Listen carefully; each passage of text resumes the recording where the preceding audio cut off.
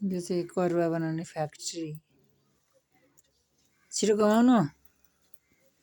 यता यस्तो के गर्दै हुनुहुन्छ पुरा नि हो यहाँ अब चैनपुरे करुवा यहाँ बन्दैछ यति दुःख हुन्छ त्यसै चैनपुर करुवाको लागि फेमस हुन्छ त त्यहाँदेखि यो लोप हुन लागिरहेछ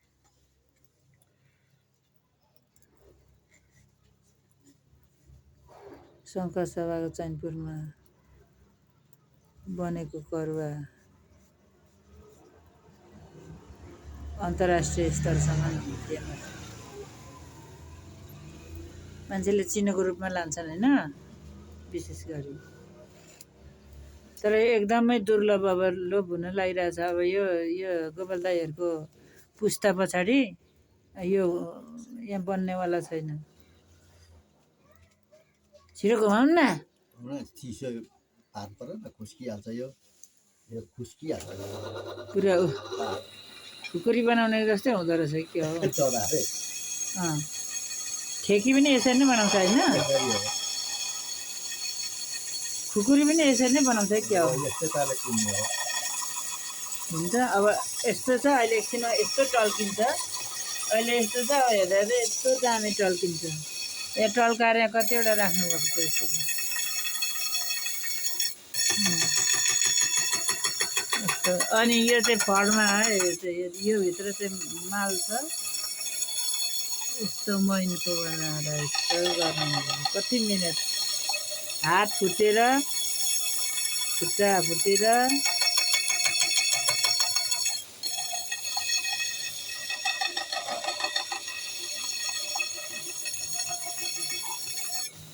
कसैलाई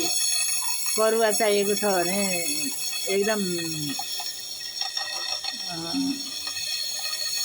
ओरिजिनल राम्रो खालको करुवा चाहिएको छ भने चाहिँ अब मैसँग सम्पर्क राख्दा पनि भयो हुन्छ कसरी टाँसिएको छ अब मैनको घरमा टाँसिरहेको छ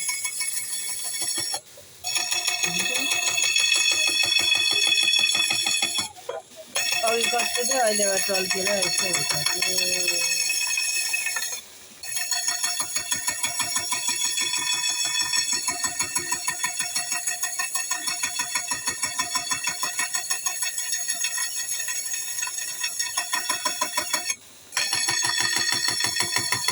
हुन्छ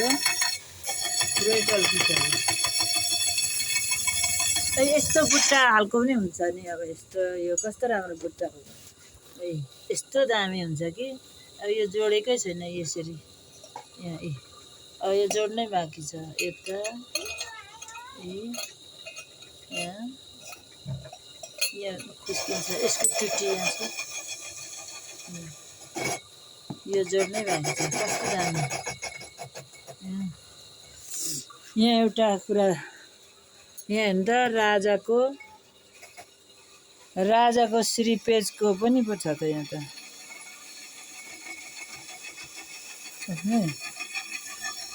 यो करुवामा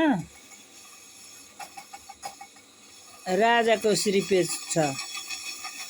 हेर्नु त देख्नुभयो होला नि राजा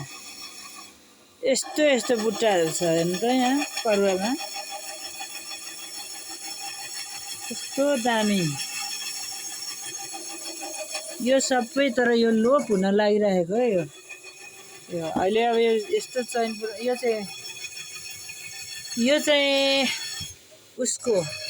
घरमा मात्रै हो यो चाहिँ मैन भन्छ मैनको यस्तो मैनको घरमा बनाएर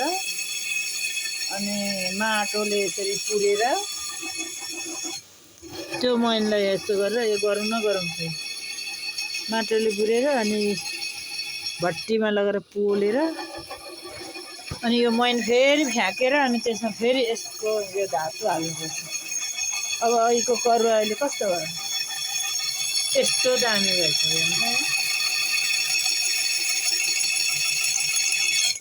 एकछिनमै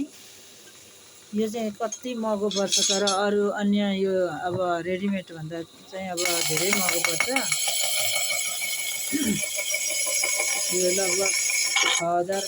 7,000 किलो पर्छ, 1 किलोको हिसाबले दिनुहुन्छ। त्यो यो छिनोको घरमा नि हो यस्तो उतो घरमा चाहिँ यस्तो कोइला, यो सालको कोइला, सालको मात्रै हुन्छ होइन गोपाल दाइ? यो कोइला चाहिँ सालको मात्रै बन्छ होइन? सखुवा कोइलामा मात्रै पाक्छ त्यो उतो घरमा चाहिँ, अरूको कोइलामा त्यति साह्रो हुँदैन। सखुवा कोइला चाहिँ फेरि कहाँदेखि बोकेर ल्याउँछ भने लगभग 5 किलोमिटरदेखि बोकेर ल्याउँछ मान्छेले। कस्तो दामी भयो। अब त्यो बनाउने अनि यसलाई पनि त्यसरी कुट्ने अनि यसरी जोड्नै छ अनि त्यहाँदेखि त्यस्तो बन्छ। दामी भएन त? हुन्छ ल हाम्रो शङ्खसभाको किन परुवा चाहिँ हाम्रो शङ्खसभा चैनपुरको फुस्काइदिनु भयो। फुस्काएको कि फुस्केको? फुस्केको आफै फुस्केको? ए सकेकै छैन अहिले। ल